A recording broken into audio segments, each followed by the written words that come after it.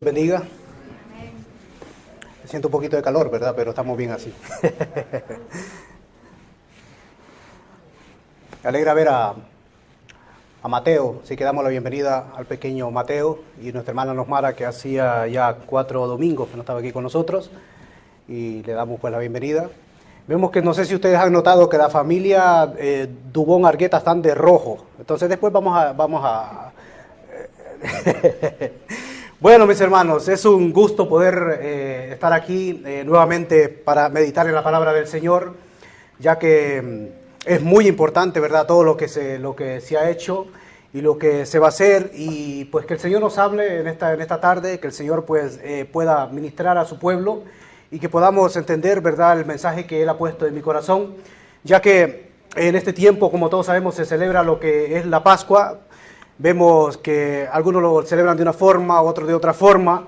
Cuando hablamos en la Biblia, para hablar de fechas exactas, en la Biblia no encontramos fechas exactas, solamente se habla de que se celebraría la Pascua en el mes de Abib. Abib significa primavera, es una fiesta que Dios le dio al pueblo de Israel. El pueblo de Israel celebran tres fiestas muy importantes. Ellos pasan solo enfiestados, pero hay 3 por estatuto perpetuo, que lo encontramos en el libro de la ley, que es la Pascua. Después también celebran la fiesta de Pentecostés, cuando ellos reciben la ley en el monte Sinaí. Y también tienen otra fiesta, la fiesta de los tabernáculos. Pero en la fiesta de la Pascua se celebraba de una forma distinta, recordando que ellos habían sido liberados de la esclavitud, que ellos estuvieron más de 400 años en Egipto, y fueron esclavos por 400 años, y Dios los sacó a medianoche con mano poderosa, y una última plaga de las plagas que mandó Dios a ese pueblo fue que todo primogénito pues iba a morir, incluso de los animales. Y esa noche pues pasó el ángel de Dios y hirió a todo primogénito. Dice que la muerte pues saltaba donde habían puesto lo pintado de sangre, los dinteles, y por eso la muerte cuando llegaba ahí saltaba y no iría al primogénito. La muerte, por eso la fiesta Pascua en el original es Pesaj, que significa saltar, porque la muerte saltaba como salta la muerte sobre nosotros también, y no los puede tocar. Como Pablo lo entendió muy bien y dijo: miren, nuestra Pascua ya ha sido sacrificada, nuestra Pascua que es Cristo. Meditamos hoy en la mañana, cuando el Señor Jesucristo, bueno, no se tocó el pasaje, pero el Señor Jesucristo dijo: cuánto he deseado comer esta Pascua con vosotros, porque era la más importante. ¿Por qué? Porque siempre que sacrificaba un cordero, y el cordero que iba a ser sacrificado era Él mismo. Y Él por Él dijo, era una fiesta tan importante, pero Él no dijo lo que se decía en aquel tiempo. En aquel tiempo se decía, bueno, este es el pan de aflicción que comieron nuestros antepasados en esa noche donde se celebraba la Pascua, donde se comían muchas cosas, hojas amargas, lechugas, en cosas amargas, recordando la amargura que ellos sufrieron en Egipto. Se partía también una especie le llaman el caroset, como una especie parecido al ladrillo, pero es algo hecho de pura canela, recordando los ladrillos que ellos construyeron en Egipto. Usan varias copas, una copa de cada bendición de las promesas que Dios le había dado a esa nación, y el plato fuerte pues el cordero. Pero Jesucristo no dijo así. Jesucristo dijo, este es mi cuerpo que por vosotros es entregado. Entonces para nosotros la Pascua ya fue sacrificada una vez y para siempre, que fue nuestro amado Salvador, el Señor Jesucristo. Y vemos que quisiera el tema de esta tarde es la entrada triunfal, porque en esa última semana fue cuando el Señor entró triunfalmente en la ciudad de Jerusalén. Esa era la última semana o la última oportunidad para que el pueblo de Israel se rindiera a cumplimiento de varias profecías, y más adelante vamos a ir meditando. Les invito a que abran las Escrituras en Mateo capítulo 21, desde el verso 1 al 17 vamos a leer, y luego vamos a adentrarnos en el tema de esta tarde. Mateo capítulo 21, del 1 al 17, dice así: cuando se acercaron a Jerusalén y vinieron a Betfagé, al monte de los olivos, Jesús envió a 2 de sus discípulos, diciendo: id a la aldea que está enfrente de vosotros, y luego hallaréis un asna atada y un pollino con ella. desatadla y traédmelos. Y si alguien os dijere algo, decid, el Señor lo necesita, y luego lo enviará. Todo esto aconteció para que se cumpliese lo dicho por el profeta cuando dijo, decid a la hija de Sión, Sión es Jerusalén, uno de los nombres que recibe Jerusalén, es Sión, he aquí tu rey viene a ti manso y sentado sobre un asna, sobre un pollino, hijo de animal de carga. Y los discípulos fueron e hicieron como Jesús les mandó, verso 7, y trajeron al asna y al pollino y pusieron sobre ellos sus mantos y él se sentó encima. Y la multitud, que era muy numerosa, tendían sus mantos en el camino, y otros cortaban ramas de los árboles y las tendían en el camino. Y la gente que iba delante y la que iba detrás aclamaban diciendo, Hosana, Hoshiana, Hosana es Señor, sálvanos. Hosana al Hijo de David, bendito el que viene en el nombre del Señor. Hosana en las alturas. Cuando entró él en Jerusalén, toda la ciudad se conmovió diciendo, ¿quién es este? Y la gente decía, este es Jesús el profeta de Nazaret de Galilea. Dios y Padre que habitas en gloria, nos encomendamos en tus preciosas manos, Señor. Estamos leyendo tu poderosa palabra. Te pedimos, Señor, que tú nos des entendimiento y que tú seas exaltado, Señor, en esta tarde. Y que seas tú, Señor, poniendo palabras en la boca de tu siervo. En el nombre de Jesús. Amén. La entrada triunfal. Vamos a ver los detalles, porque esto es algo espectacular que sucedió. Los 4 evangelios, hay cosas que Juan dice, hay cosas que Mateo dice, hay cosas que Lucas dice y hay cosas que Marcos dice. Los 4 evangelios mencionan la entrada triunfal, que esto no siempre sucede así. Hay cosas que sí los 4 evangelios lo mencionan, pero hay cosas que no. Por ejemplo, el Evangelio de Juan es un evangelio que es totalmente diferente a los otros 3, pero también el Evangelio de Juan menciona lo que es la entrada triunfal, porque es algo muy importante, como lo dije, cumplimiento de profecía. Por ejemplo, la primera, vamos a encontrarla en Lucas capítulo 19, verso 41 en adelante, donde vemos el primer detalle. Antes de entrar a la ciudad de Jerusalén, Jesús llora. Y muchos dicen, bueno, es que no, los hombres no lloramos. Bueno, que el Señor Jesucristo lloró y la Biblia lo menciona como 3 veces, como por ejemplo en la resurrección cuando Él resucita a Lázaro, dice que Jesús lloró porque vio la incredulidad, el pesimismo de la gente que no creía lo que el milagro, lo que Él iba a hacer en ese momento. Lloró también en el monte, el monte de los Olivos, cuando era azotado, cuando entregó su voluntad al Padre, y dice en el libro de los Hebreos con gran llanto, ¿verdad? Y aquí lo encontramos que él llora, pero por primera vez sobre una ciudad. Y dice en Lucas capítulo 19, verso 41, no sé si hermano lo puede poner en la pantalla, dice, cuando llegó cerca de la ciudad, al verla, lloró sobre ella. Y uno se pregunta, bueno, y yo meditaba, ¿y por qué Jesucristo lloró sobre esa ciudad? Claro, él sabía, él conociendo todo lo que iba a pasar, él sabía que esa ciudad lo iba a recibir. Pero esa ciudad lo iba a recibir pensando que él iba a reinar a partir de ese momento, que los romanos iban a salir, que él iba a establecer su reino, iba a gobernar sobre la ciudad de Israel y iban a restaurar de vuelta la monarquía. Pero el Señor Jesucristo sabía que eso no se iba a producir en ese momento. Y ve y llora sobre esa ciudad porque no conoció el día de la visitación, algo que estaba profetizado. Vemos que era un cumplimiento de una profecía. Jesucristo está enfrente de la ciudad y sabe que se está cumpliendo una profecía de siglos antes que el profeta Daniel había profetizado en el capítulo 9, donde habla de las famosas 70 semanas, cuando le dice el ángel a Daniel, cuando le revela que hay 70 semanas establecidas para tu pueblo. Ahora, me gustaría que el hermano me pusiera Daniel capítulo 9, verso 24 en adelante, que habla de las 70 semanas.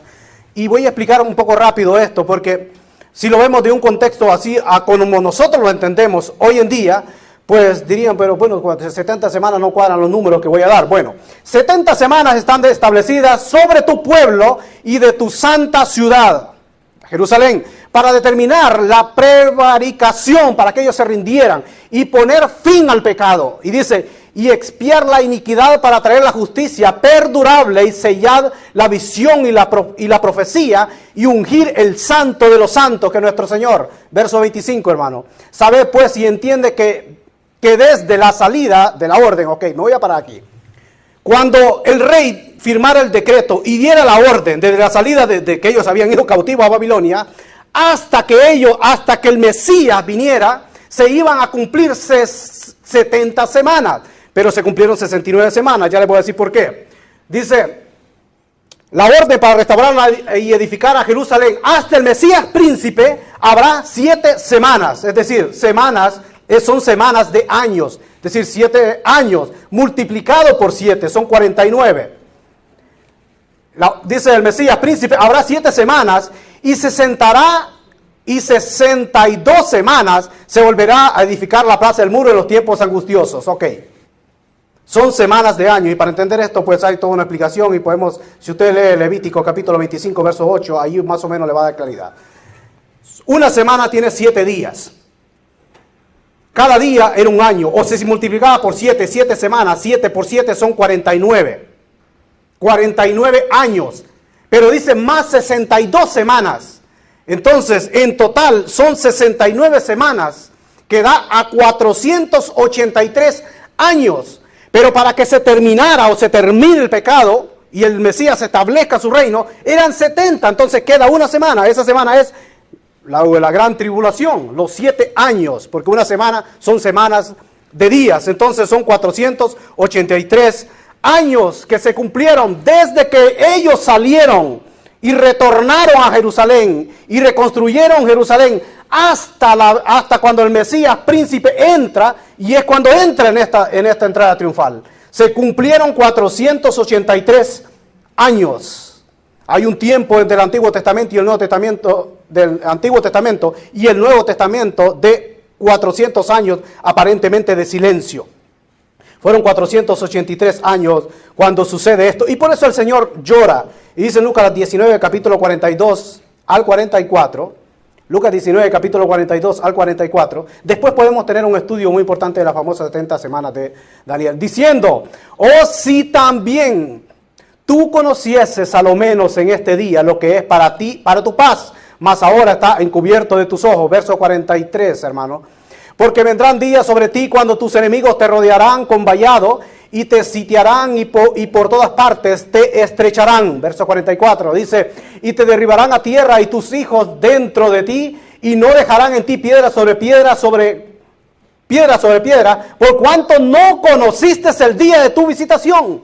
Dios está visitando la ciudad. El Verbo hecho carne visita la ciudad, el cumplimiento de la semana 69 en esa entrada triunfal. Por eso llora, porque ellos no entienden lo que está pasando. Y al ver que la ciudad lo va a recibir, pero muchos de los que lo reciben le van a estar pidiendo la cabeza después a Poncio Pilato, diciendo crucifícale, porque él no venía directamente a reinar, sino que él venía como un cordero a morir. A morir.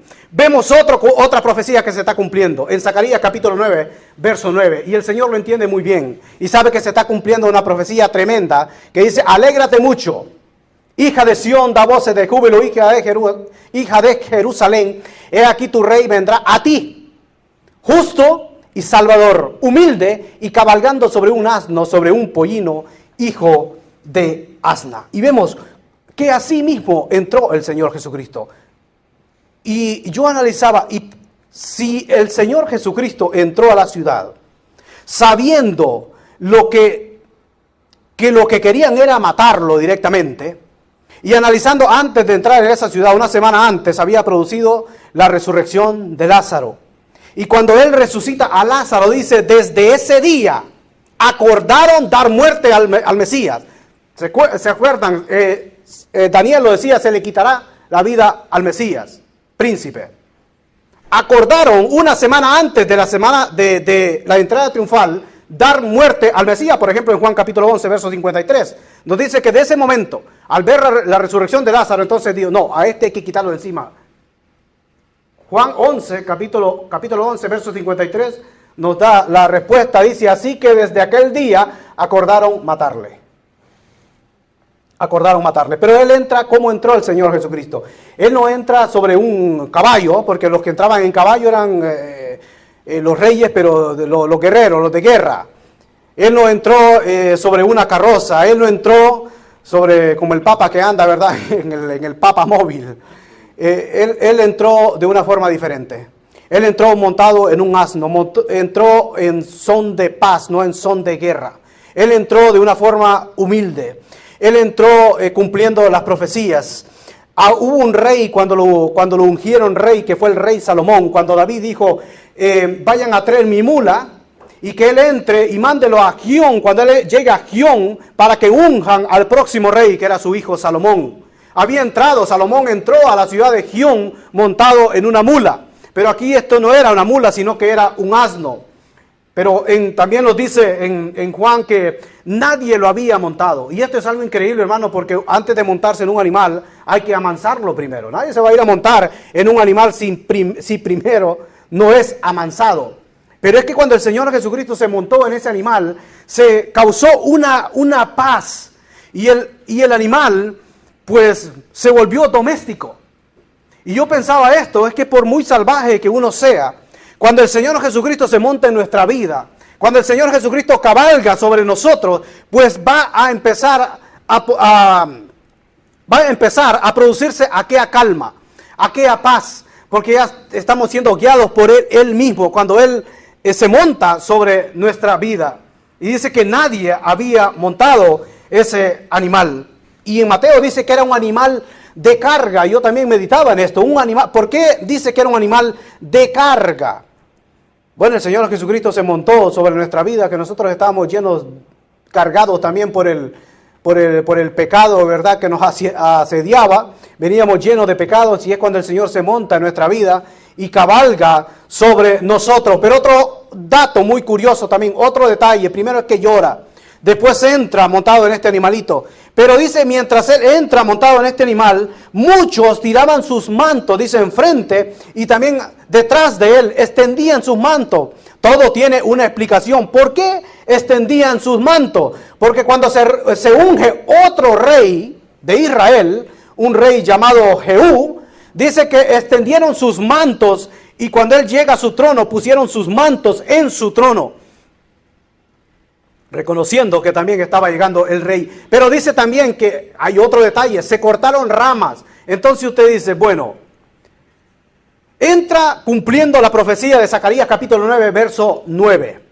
Entra cumpliendo la profecía de Daniel capítulo 9, verso 24 en adelante, las profecías de las famosas 70 semanas. Tiene que ver los mantos cuando se unge el rey Jehú. Tiene que ver cuando entra el rey Salomón, cuando es ungido el rey Salomón, que entró en una mula también en la ciudad de Gión. Pero se cortan ramas. Pero es que había algo establecido por Dios en el libro de la ley, que tenían que cortarse ramas para hacer fiesta de los tabernáculos. Y en ese tiempo dice que cortaron ramas y pusieron enfrente y atrás. ¿Y por qué cortaron ramas? Bueno, que cortaron ramas porque estaban recibiendo al tabernáculo.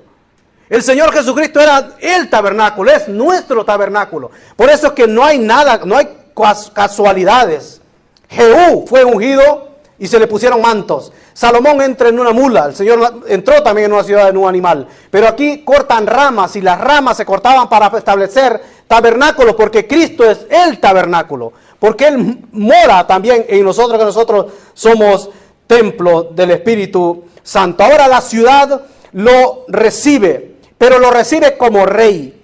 3 de los evangelios, Marcos, Lucas y Juan, mencionan que lo reciben como rey. Hosana, Señor, sálvanos, bendito el que viene en el nombre del Señor. Porque ellos pensaban que el Señor, y a partir de ese momento, iba a reinar sobre la ciudad de Jerusalén. Ahora bien, cuando se cumple esa profecía, ¿a quienes se le decían, bendito el que viene en el nombre del Señor? Era al sumo sacerdote cuando entraba y traía un corderito. Esa semana era muy importante. Se iba el sumo sacerdote a Belén, donde se criaban los corderos. Por eso todo cuadra cuando los pastores estaban cuidando a aquellos animalitos, cuando nace el Señor Jesucristo en Belén. En Belén es que se cuidaban los animalitos. El sumo sacerdote se iba a Belén y traía 2 corderitos. Uno era enviado al desierto de Saceo y el otro se sacrificaba en el templo. Pero cuando él venía con ese corderito, entraba y la gente salía. Y lo recibía y le decía, bendito el que viene en el nombre del Señor, hosana en las alturas. Pero el Señor Jesucristo está entrando por otra puerta, por la puerta del este, porque Él dice que entra por donde estaba el monte de los olivos. Y le dicen estas palabras, por eso le dijeron, no, dile a tus discípulos que se callen, porque es que no es a Él. Y el Señor Jesucristo dijo, si yo les digo que estos se callen, las piedras clamarían. Es decir, se está cumpliendo otra profecía. Se entra por otra puerta, profecía que estaba en Ezequiel capítulo 44, verso 2, no sé si el hermano, que dice que Jehová iba a entrar a la ciudad y esa puerta iba a permanecer cerrada porque ahí iba a entrar Dios mismo. Ezequiel capítulo 44, verso 2, el hermano lo puede proyectar en la pantalla. Si no lo puede buscar en sus Biblias, Ezequiel 44, 2.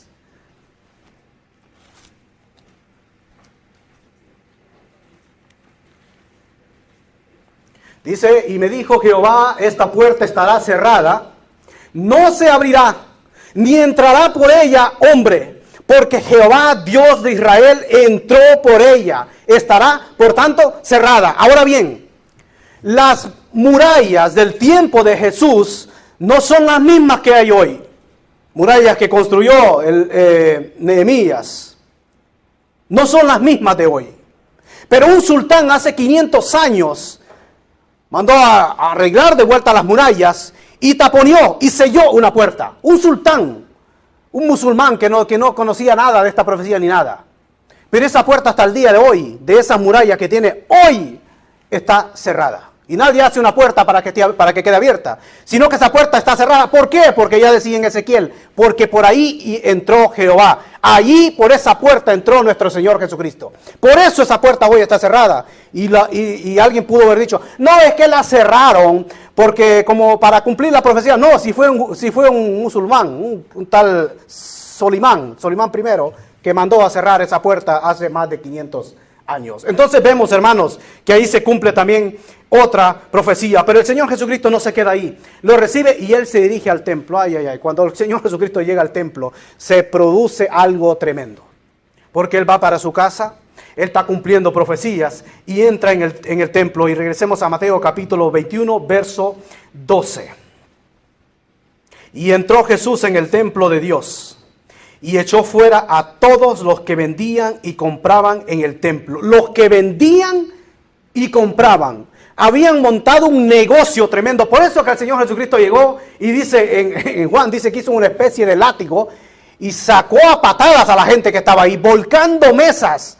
Y dijo, esta es mi casa y vosotros la habéis convertido en una cueva de ladrones. Porque ellos automáticamente eran unos auténticos ladrones. ¿Por qué? Porque, claro, era la Pascua, venían muchos peregrinos, llegaban al templo y esa gente venía con animalitos, porque nadie podía presentarse al templo sin un animalito. Entonces traían animalitos, salían ellos, los que habían montado el negocio, y les decían, bueno, ese animalito no es kosher, ese animalito no es limpio, por tanto, tú no puedes entrar con ese animalito, pero mira, nosotros te podemos vender uno, este animalito sí es kosher. Entonces engañaban de esta forma a la gente. Y dice que estaban los cambistas y el Señor les tumbó la mesa también de los cambistas. ¿Quiénes eran los cambistas? Eran otros que el templo, se dice en la historia, que el templo tenía una moneda acuñada que nadie podía entrar en el templo. Entonces, claro, venían muchos tipos de monedas y bueno, yo te cambio la moneda para que tú puedas entrar. Si no, tú no puedes entrar. Entonces, esta gente, después de haber caminado tanto tiempo, llegar al templo para presentar su animalito y que esta gente le dijera, no, ese animalito no es limpio, ese animalito no es kosher, tú no puedes presentar ese animalito ante Dios. Y que le digan, no, es que tú no puedes entrar al templo porque tú traes una moneda egipcia, tú traes una moneda de otro lado, tampoco puedes entrar. Pero mira, nosotros te la podemos cambiar, pero sí, tienes que pagar una comisión que le llamaban una más para poder entrar al templo. Entonces era un negocio, hermano. Era un negocio que habían montado ellos. Y los otros, los que vendían palomas, que presentaban, bueno, no tenés para el animalito, pues tu animalito no es kosher, nosotros lo detenemos. No podés comprar. Pero mira, también hay aquellos que venden palomas. Las palomas eran un poco más baratas, pero sí puedes presentar algo ahí. Hermanos, era algo tremendo lo que ellos habían montado dentro del templo. Una suciedad tremenda, una peste en el templo. Y el Señor, al ver aquello, el Señor se enoja. Y el celo de Dios me consume, decía también otra otra profecía que hablaba también en Malaquías 3:1, dice que los iba a agarrar como con las manos en la masa cuando alguien entra y nadie se lo esperaba. Dice que iba a entrar súbitamente, es decir, de repente, en Malaquías 3:1, he aquí yo envío mi mensajero, el cual preparará el camino delante de mí y vendrá súbitamente al templo del Señor a quien vosotros buscáis. Es decir, iba a entrar de repente, que nadie se lo iba a esperar. Y él entra al templo y lo limpia de adentro hacia afuera. Y después que el Señor limpia el templo, dice que empezaron a producir los cambios. Porque antes lo habían convertido en una cueva de ladrones, una suciedad tremenda. Estaba lleno de ladrones directamente, porque por eso le llamó cueva de ladrones. Pero cuando el Señor lo limpia, se empezaron a producir cambios. Dice que los jóvenes iban y eran sanados. Pero antes no eran sanados. ¿Por qué? Porque no estaba la gloria de ahí en el templo. La gloria de Dios no estaba en ese templo. Por eso se iban a un estanque a esperar que un ángel vagara de tiempo en tiempo y el que se metiera primero pues podía ser sanado. Por eso se iban allá, porque en el templo lo que había era un ladronismo tremendo. Y dice que también que empezaron a adorar los jóvenes en el templo y se empezaron a producir lo que es el cambio y el gozo que empezó a estar en el templo. Entonces, es decir, hermano, bueno, yo no sé, el tiempo a mí, no sé qué pasa, el tiempo a mí siempre me gana, pero quisiera, hermanos, que meditáramos en esto, que no fue casualidad que el Señor Jesucristo entró en la ciudad de Jerusalén en esa entrada triunfal, sino que Él estaba cumpliendo las profecías que estaban escritas de Él. Él sabía que la ciudad, si tú conocieses por lo menos, dice, el tiempo de tu visitación, ¿cuántas veces el Señor nos visitó a nosotros antes que nosotros viniéramos a los pies de Cristo? El Señor siempre lo visita a uno. Antes de producirse algo, el Señor visita y le advierte antes de hacer algo. El Señor no va a venir y va a hacer algo antes, sino que Él siempre advierte. Y el Señor posiblemente, si usted no conoce al Señor o no se ha reconciliado con el Señor lo ha visitado muchas veces. Y por eso le dije, sí, por eso Él le dijo, si tú conocieses por lo menos el día de su visitación, pero por cuanto no conociste, dice, te derribarán a tierra y no quedará aquí piedra sobre piedra que no sea derribada. Entró el Señor Jesucristo triunfalmente en Jerusalén montado en aquel animalito de carga, en un animalito manso, entró Él humilde. Y posteriormente lo reciben y se le tienden también aquellos mantos que también hablaba que a un rey lo habían recibido, lo habían ungido al rey Jehú con mantos en el trono. Y entra montado en un animal, también dando a entender que el rey Salomón también había entrado en aquella mula en la ciudad de Gión para ser ungido como rey. Y le cortan ramas también a él y le ponen ramas, dando a entender que el tabernáculo donde estuvo en aquella tienda del testimonio en el desierto, y después se celebraba una fiesta de los tabernáculos que estaba escrita en la ley, también se hacían con ramas, también con árboles, dando a entender que Cristo es el tabernáculo. Ahora bien, ha entrado, la pregunta sería, el Señor Jesucristo entró triunfalmente en Jerusalén. Pero si nosotros nos preguntamos a nosotros mismos, ¿ha entrado el Señor Jesucristo triunfalmente en nuestra vida, en nosotros? Porque si nosotros estamos en Cristo, dice las Escrituras, que lo tenemos absolutamente todo. En Cristo, dijo el apóstol Pablo, soy más que vencedor. No nos hace falta nada cuando Cristo entra triunfalmente en nosotros. Pero somos nosotros los que le vamos a recibir hosana, bienvenido, bendito el que viene en el nombre del Señor. Hablar bien del Señor, recibir al Señor. Somos nosotros que vamos a dejar si Él entra triunfalmente o no dentro de nuestra vida. Y nos podemos preguntar también, ¿está cabalgando Cristo en nuestra vida? ¿O está gobernando nuestro ego en nuestra vida? Porque miren, cuando Cristo también entró en el templo, se produce cambio. No pasó desapercibido lo que es el templo después que Cristo purificó al templo. Y nosotros, las Escrituras dicen que ahora nosotros somos el templo y morada del Espíritu Santo. Y si Cristo ha entrado triunfalmente en nuestra vida, debe notarse un cambio que realmente Cristo está morando en nuestra vida. Y que Cristo está cabalgando sobre nuestra vida.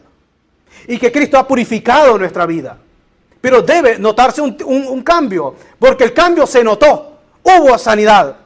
Y la primera cosa que se nota es que hay sanidad, la sanidad del pecado, que Dios nos sana cuando Cristo entra en nuestra vida.